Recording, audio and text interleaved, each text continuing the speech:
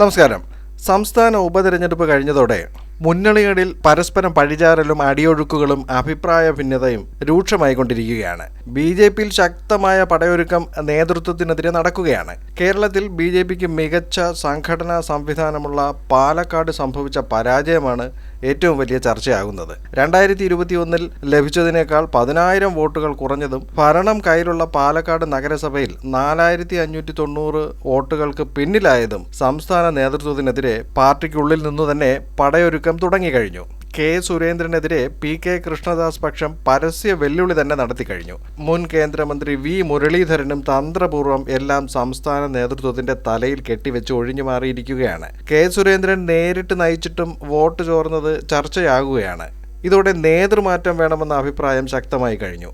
C കൃഷ്ണകുമാറിനെ Palakkad സ്ഥാനാർത്ഥിയാക്കിയതും തിരഞ്ഞെടുപ്പ് പ്രചരണം നടന്നുകൊണ്ടിരിക്കുമ്പോൾ തന്നെ സന്ദീപ് വാര്യരെ അപമാനിച്ച് ഇറക്കിവിട്ടതും സുരേന്ദ്രനെതിരെ തിരിയുവാൻ പാർട്ടിക്കുള്ളിൽ തന്നെയുള്ള വിമതന്മാർക്ക് കളമൊരുക്കിയിരിക്കുകയാണ്. കെ സുരേന്ദ്രന്റെ ഔദ്യോഗിക പക്ഷത്തിന് കടുംപിടുത്തമാണെന്നും വിമതസ്വരം ഉയരുന്നുണ്ട്.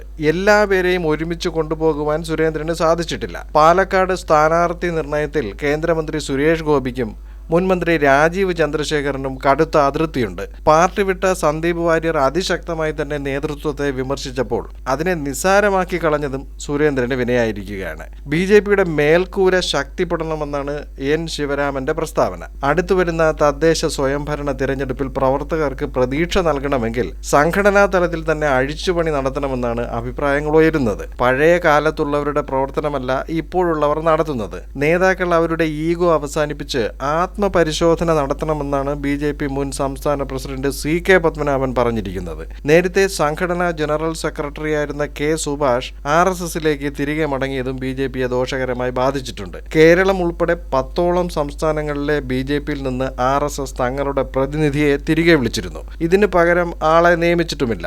BJP RSS ഭിന്നതയും രൂക്ഷമാണ്. BJP സ്വന്തം നിലയ്ക്ക് കാര്യങ്ങൾ ചെയ്യട്ടെ എന്നാണ് RSSന്റെയും നിലപാട്. BJPയുടെ സമൂഹ മാധ്യമ ഗ്രൂപ്പുകളിൽ പ്രാദേശിക നേതാക്കളുടെ പരസ്യ വിമർശനവും വ്യാപകമാണ്.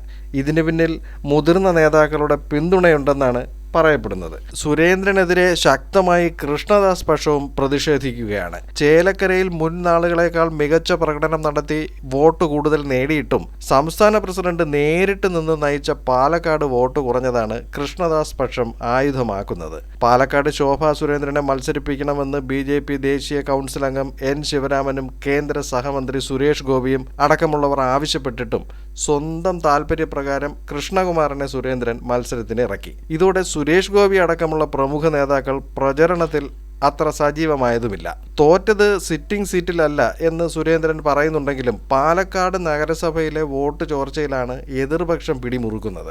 സംസ്ഥാന അധ്യക്ഷൻ നേരിട്ട് നയിച്ചിട്ടും വോട്ട് ചോർന്നത് പരിശോധിക്കണമെന്നാണ് സന്ദീപ് വാചസ്പതി ഫേസ്ബുക്ക് പോസ്റ്റിൽ അറിയിച്ചിരിക്കുന്നത്. സംഘടനാ വീഴ്ച ഉണ്ടായോ എന്ന കാര്യം സുരേന്ദ്രനോട് ചോദിക്കണമെന്നായിരുന്നു B ഗോപാലകൃഷ്ണന്റെയും V മുരളീധരന്റെയും പ്രതികരണം. പാൽ സൊസൈറ്റി മുതൽ പാർലമെന്റ് വരെ ഒരു സ്ഥാനാർത്ഥി മാത്രമേയുള്ളൂ എന്ന സന്ദീപ് വാര്യരുടെ പരിഹാസവും എരുതിയിൽ എണ്ണ ഒഴിക്കുന്ന തരത്തിലായി. സുരേന്ദ്രനെതിരെ ചാനലുകളിലും സമൂഹ മാധ്യമങ്ങളിലും നേതാക്കളും പ്രവർത്തകരും രംഗത്തെത്തിയിട്ടുണ്ട്. സംഘടന ആരുടെയും വഖഫ് പ്രോപ്പർട്ടി അല്ലെന്നാണ് സംസ്ഥാന സമിതി അംഗം CV സജിനിയുടെ പ്രതികരണം. നേരത്തെ ശോഭാ സുരേന്ദ്രനെ സ്ഥാനാർത്ഥിയാക്കണമെന്ന് കുമ്മനം രാജശേഖരനും അഭിപ്രായപ്പെട്ടിരുന്നു. കേരളത്തിലെ BJP കടിഞ്ഞാണില്ലാത്ത കുതിരയാണെന്നും ഇതിന്റെ നിയന്ത്രണം RSS ഏറ്റെടുക്കണമെന്നുമാണ് NDA ഘടകകക്ഷി VSDPയുടെ ചെയർമാൻ വിഷ്ണുപുരം ചന്ദ്രശേഖരന്റെ നിലപാട്. 2011 നിയമസഭാ തിരഞ്ഞെടുപ്പിൽ പാലക്കാട് മണ്ഡലത്തിൽ 19.86%, 2016 29.8%, 2021 35.34%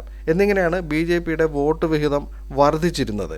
എന്നാൽ അത് 2024 ആയപ്പോൾ 28.63% കുറഞ്ഞു. അങ്ങനെ സംഭവ ബഹുലമായ നാളുകൾ BJPക്കുള്ളിൽ തുടങ്ങിയിരിക്കുകയാണ്. ഇനി K സുരേന്ദ്രന് എത്ര നാൾ പിടിച്ചു നിൽക്കാനാകും എന്നത് കാത്തിരുന്ന് കാണുക തന്നെ. മറ്റൊരു വീഡിയോയിൽ മറ്റൊരു രാഷ്ട്രീയ വിഷയവുമായി വീണ്ടും കാണാം. ചാനൽ സബ്സ്ക്രൈബ് ചെയ്യുക. വീഡിയോയ്ക്ക് ലൈക്ക്, കമൻറ്റ്, ഷെയർ എന്നിവയൊക്കെ നൽകുക.